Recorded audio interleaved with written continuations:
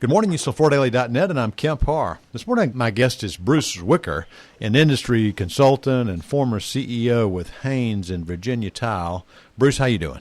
I'm great, Kemp. How about you? I'm good. We saw each other at Surfaces. I thought it'd be good to give our listeners a little bit of a recap. First, in talking, this is not my read, but in talking to several people that go every year, track the people who come into their space and the orders that they get, they thought that traffic was probably about 50 to 55% of the 2019 levels as far as attendees. But the buyers, the people who were coming, were actually interested in buying. That was good news. And actually, this is a little better than some of us were thinking it might be a week before, right? Yeah, I think that the optimistic view was going to be about 60%, and pessimistic was about 50%. I think we split the difference. The people there were serious. The show floor looked fine. Lots of exhibitors, few who weren't there, but a few new-time exhibitors, so they kind of canceled each other out. But it was fine. I think this day and age, that's pretty good turnout. Yeah, a lot of investments. You could tell certainly with Shaw. Shaw had a major space there, and they were there with all their brands for the first time in 20 years. So that was a statement. Oh, yeah. They did a good showing there. Mohawk Tile had the big spot there. And as usual, AHF was there for the first time. Cali was there for the first time. Yeah.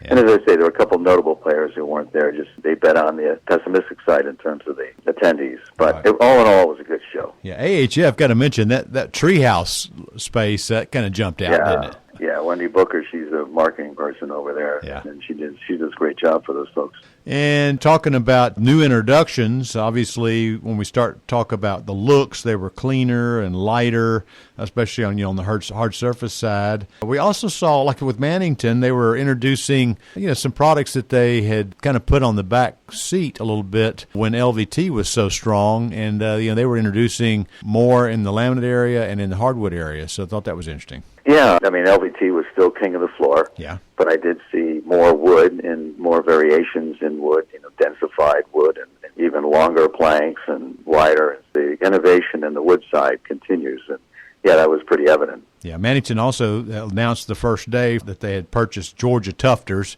which gives them, coating and backing capability. I think they had been a customer to them, so that's backwards integration for them, but they make them stronger. They're probably, they won't admit it because they're privately held, but they're over $1 billion in sales now. Right. That's my estimate as well. Yeah. They keep, they're adding bolt-ons, if you will. Right.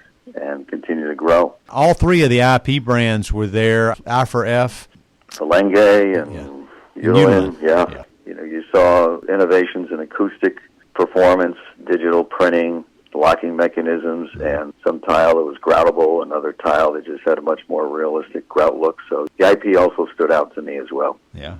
I know you had several meetings with some private equity firms, so they're interested in the space now, even more so, right? Yeah, I think in the flooring space, the predominant interest in acquisitions is coming from private equity, not solely, but a lot of it. The consolidation, we spoke about it several weeks ago on the distribution side. And the other strong side is on the installation contractor side, which is even more fragmented than the distribution side. So there's a great deal of interest in a number of different players that 4 or 5 years ago, we didn't really pay much attention to and didn't know who they were. Yeah. But they were there in force. Right. And then we have this big news today that Diversify, the big group of commercial contractors that are mostly StarNet, has partnered with Spectra. Shaw exits that business, and Spectra becomes part of Diversify. So. Well, it seemed to me that's a good example of what we just said. Yeah. I'm sure they did get a pretty good deal for that. There's a lot of appetite. Yeah, they say that organization now is going to be $1 billion in revenue, so that's a major entity. Yeah. Wow. Even you got ADG, which after at the Dunes Point kept going. So it is going to see more and more of this. And then of course we've got AFI, Armstrong. They were on the floor. Right. What I understand is we'll probably know how this chapter, or maybe it's the book ending, I don't know, but something will be much clearer come March or no later than April. I guess there's a few different alternatives. It's either is bankrupt or broken into pieces, which could be an or there's a buyer. I don't know what you heard of, but the interest, I think, is pretty tepid in terms of buying it. I went to their space. Their products are gorgeous. They were there, obviously, with an investment and a booth and had a lot to talk about. So we're just talking about, a brand that's over 100 years old and what its future may be. My money says that the Armstrong brand will continue in one form or another, but we'll just have to see how it goes. Yeah, I think that's right. Yeah, it's a little bit like a Greek tragedy to get to this point. But yes, it's still a good brand, and, they're still generating good designs. So, and there's good people there, obviously. So we'll have to just wait and see and wish them the best. Yeah. How about the Cali Space? They were there for the first time, and they're got some backing from Victoria, a British company, right. And they're talking about a lifestyle, and they're into outdoor landscaping and the plastic decking. I saw all that. Yeah. Yeah, it has a California look going there. The wood samples in surfboard form and all that. Yeah. They've got a little thing going on there now with rugs as well because of the connection with the rug side of their business. And Victoria also picked up a piece of Balta in the last several months. So they're growing, and they made a big acquisition in Turkey. Yeah. Speaking of other countries, there weren't many foreign exhibitors, as many as normal. So that was a noticeable absence.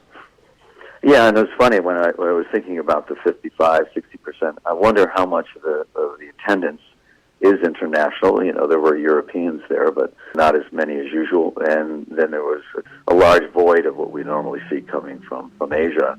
I wonder what percentage of the audience they would have in a normal period, right? Maybe 20%, who knows? Yeah. All right, Bruce, well, it's good to recap this with you for our audience. Good to spend time with you again. Been talking to Bruce Zwicker, an industry consultant, talking about surfaces last week, and you've been listening to Kemp Harr and FloorDaily.net.